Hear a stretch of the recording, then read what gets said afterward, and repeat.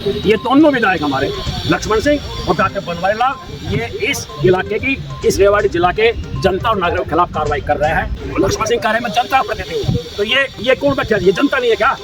सभी को चिट्ठी लिख के कह एमएलए को और एमपी को, वो भी नहीं आए, उनसे भी ये बात पूछेंगे। वो हमारे राजनेता है ना, इनका इसमें योगदान है। मिश्रा के साथ सरकार में नहीं कोई नहीं। हमारा दुर्भाग्य है, हम दक्षिण हरियाणा में पैदा हुए।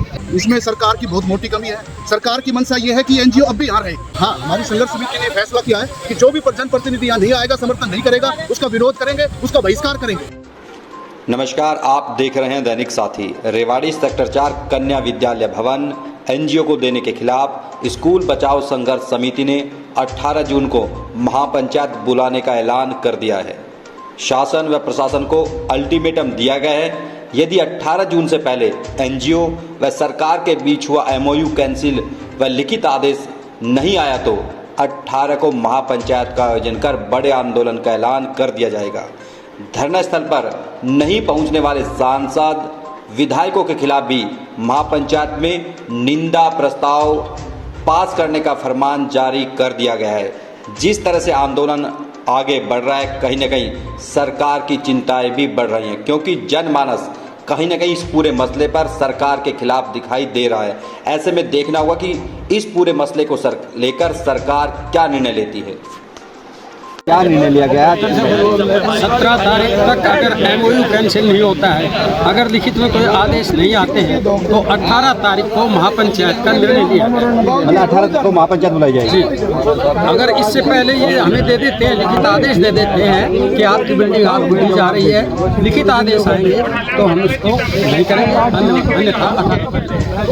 जिस तरह से कल एक प्रशासन के द्वारा मीटिंग बुलाई गई, उसमें 4 कमरे देने की बात है, कहीं ना कहीं मनसा पर सवाल खड़े हो रहे हैं। मनसा पर सवाल खड़े होते ही हैं, क्योंकि 4 कमरे कैसे देते जब पूरी बिल्डिंग हमारी है। एनजीओ को कहीं भी दे, हमारे यहाँ किसी भी सरकारी बिल्डिंग को नहीं दी जाए, जहाँ भी चाहे ले जाए।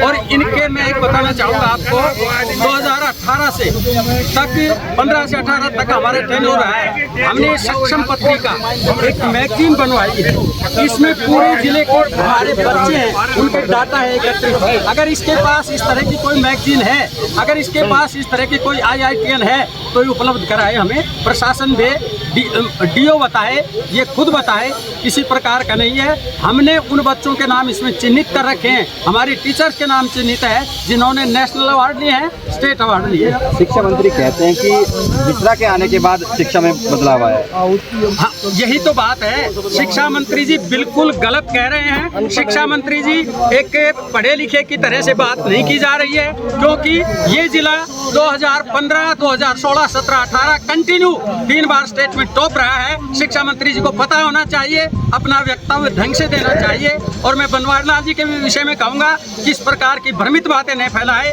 कि आपको ये आपका जो विद्यालय दे दिया गया है, जबकि कोई लिखित आदेश नहीं है। डे 1 से लगातार कहीं ना कहीं संघर्ष समिति के साथ काम कर रहे हैं। अब क्या निर्णय लिया गया? जिस तरह से अभी मांग पूरी होती नहीं दिखाई दे रही है। देखो, मांग पूरी होती नहीं दिखाई दे रही है, इसका निर्णय हमारा ये है संघर्ष समिति का कि 18 तारीख से पहले यानी कि 17 तारीख तक हमारी सारी 7 मांग अगर सरकार ने पूरी नहीं करी तो 18 तारीख को यहाँ बड़ी महापंचायत हो। और मैं एक बात और आपको बताना चाह रहा हूँ, जो इस मिश्रा नाम की जो ये कंपनी है, इसको लोग कह रहे मिश्रा हगो। मैं कहता हूँ, आज सरकार से कहता हूँ, इस आदमी ने बहुत गलत काम किया है। हमारे इस स्कूल की, कॉलेज की जो पार्क था, उन पार्क को खुर्द-बुर्द कर दिया और वहाँ बिना मतलब की इमारतें खड़ी कर दी और यहाँ हरे पेड़ काट दिए। हमने उसके खिलाफ FIR दर्ज करा दी है। मैं तो कहता हूँ आज सरकार से और यहाँ के प्रशासन से कि इसकी घेराबंदी करे। ये मिश्रा बिहार में भाग जाएगा और इस पे कार्रवाई नहीं हो पाएगी। इसलिए आज से इस पे सख्त से सख्त पहरा दिया जाए कि कभी ये बिहार में भाग ना जाए। इसको बंद करना है। आज क्या निर्णय लिया गया? जिस तरह से प्रशासन के साथ बैठक हुई थी, कहीं ना कहीं बेपटरी रही, विफल रही। क्या सरकार कल से प्रशासन हमको बुला रहा है, पुलिस ने बुलाया कल SP साहब। आज हमने 7 मांगे उनके सामने हम रखने जा रहे हैं। नंबर 1, 6/4/2023 की चिट्ठी को रद्द कर दिया जाए। नंबर 2, मुख्य मांग हमारी ये है कि रेवाड़ी जिला में उसको कहीं भी सरकारी बिल्डिंग ना दी जाए। वो सरकार से बहुत सारा पैसा लेता है, अपनी प्राइवेट को एजेंसी वो मकान बनाए, जो भी करे। हम सरकारी बिल्डिंग किसी हालत में नहीं देंगे। नंबर 3, उसको 6/4/2023 को चिट्ठी मिली जब इसमें इंटर हुआ था स्कूल में, और कंस्ट्रक्शन करी फरवरी में, तो उसने अवैध एंट्री करी, अवैध कंस्ट्रक्शन करी, और इंटर होने के बाद उसने तमाम हरे पेड़, लैब, और उस चिट्ठी में है ओनली टेम्परेरी आप कुछ कर सकते हैं, टीन सेट वगैरह। इसने डीपीसी भर ली है। ये सरकारी ज़मीन हड़पो एक नक्शस है, ये चंडीगढ़ तक मिला हुआ है। इस नक्शस का भंडाफोड़ किया जाए और उसके ऊपर उच्च स्तरीय जांच की जाए, और इसको रेवाड़ी में कोई बिल्डिंग नहीं दी जाए। इसका रिजल्ट भी 0% है। ये रिकॉर्ड की बात। आप एक वकील भी, जिस तरह से आपने पेड़ कटवा दिए, स्थायी स्ट्रक्चर तैयार करता है, 120 पे मुकदमा भी दर्ज है। ये हमने कल दरखास्त दे चुके हैं FIR लॉन्च करने के लिए। डीसी को हमने कहा था उनका रिटर्न में लाओ। हम रिटर्न में संघर्ष समिति की तरफ से दे चुके हैं, और हम 2-3 इंतजार करेंगे। और 18 तारीख को अगर सरकार 17 तक ये सारा काम नहीं करती है, तो 18 को नागगांव महापंचायत, वहाँ से लेकर यहाँ तक के हज़ारों लोग इकट्ठा होंगे। सरकार को बच्चों की पढ़ाई की चिंता नहीं है, सरकार को सबसे बड़ी चिंता इस नवीन मिश्रा की है। शर्म की बात है, पहले भी हमने कहा था कि हम पाकिस्तानी नहीं, हम श्रीलंका से नहीं आए, हम रेवाड़ी के रहने वाले हैं, हमारी जायज़ मांग है। अरे विधायक, अगर आप सरकार से डर लगता है, आप कहीं मंत्री की बाट में हो, आने वाले दिन में टिकट का इंतजार कर रहे हो, कम से कम पानी चाय का तो पूछ लेते। ये जिनसे आप पढ़ करके विधायक बने हो, बड़े बड़े बुजुर्ग शिक्षाविद यहाँ बैठे हैं, परंतु वो AC में सो रहा है, उसको कोई इस बात की चिंता नहीं है। इस विधायक का चेहरा जन विरोधी है।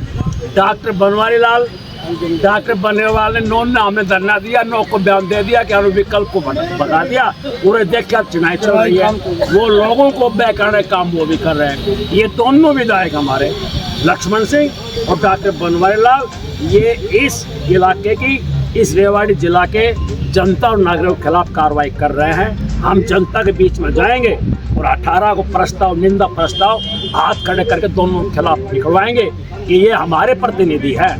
जनता के प्रतिनिधि होने के बाद जनता के साथ आना चाहिए। लक्ष्मण सिंह कह रहे हैं मैं जनता का प्रतिनिधि हूँ, तो ये कौन बैठा है? ये जनता नहीं है क्या?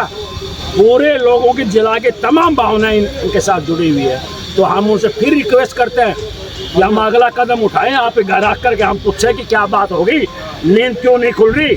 हम नारा लगाएं तो अच्छा है कि आप आ जाओ यहाँ दरी पे खाली। हमने रवि को मैसेज किया था, सभी को चिट्ठी लिख के, 13 MLA को और MP को, वो भी नहीं आए।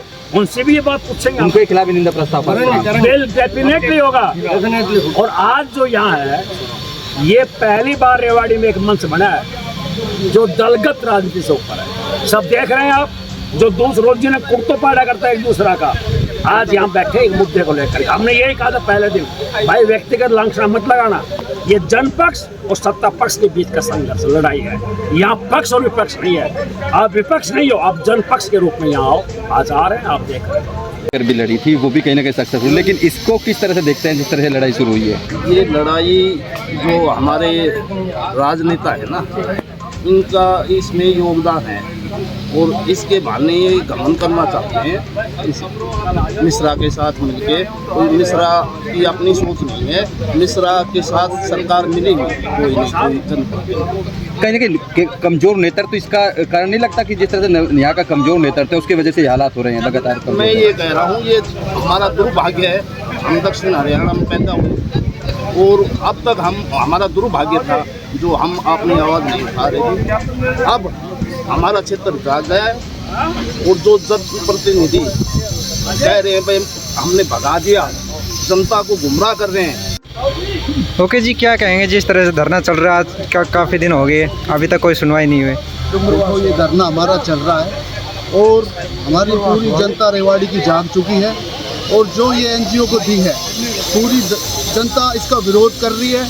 और जो हमने DC साहब को ज्ञापन दिया था, उसमें हमारी सुनवाई हो रही है, और जल्दी से जल्दी अगर 18 तारीख तक ये समाधान नहीं हुआ तो 18 तारीख को यहाँ बहुत बड़ा आंदोलन करने की हमारी संघर्ष समिति ने अपनी घोषणा कर दी है।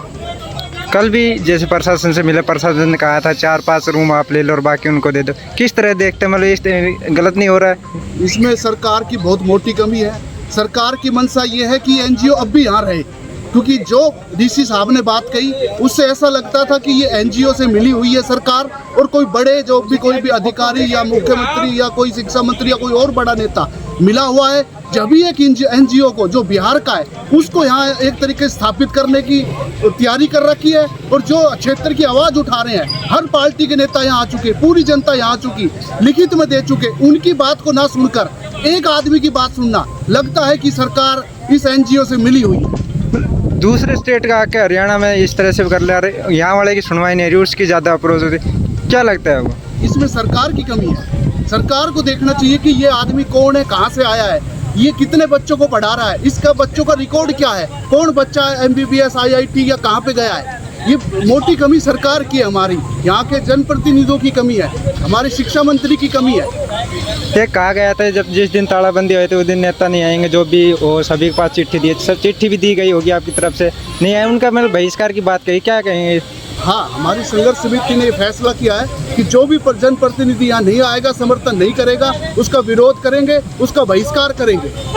अब आगे क्या रणनीति ली? आज जो भी मांग पत्र है आपके साथ, मांग पत्र है, उसका आगे क्या? हम सभी संघ समिति बैठ के साथ अपनी मांगों को अपने लिखित में डीसी साहब को ज्ञापन दे रही है, और 18 तारीख की तैयारियां करी है कि 18 तक अगर हमें लिखित में फैसला नहीं होता है, जो उन्होंने 4/6/2023 को मेमो दिया था, उसको लेटर दिया था, वो कैंसिल नहीं होता है जब तक हम यहाँ बैठेंगे और 18 तारीख को यहाँ पे एक बड़ा आंदोलन करेंगे।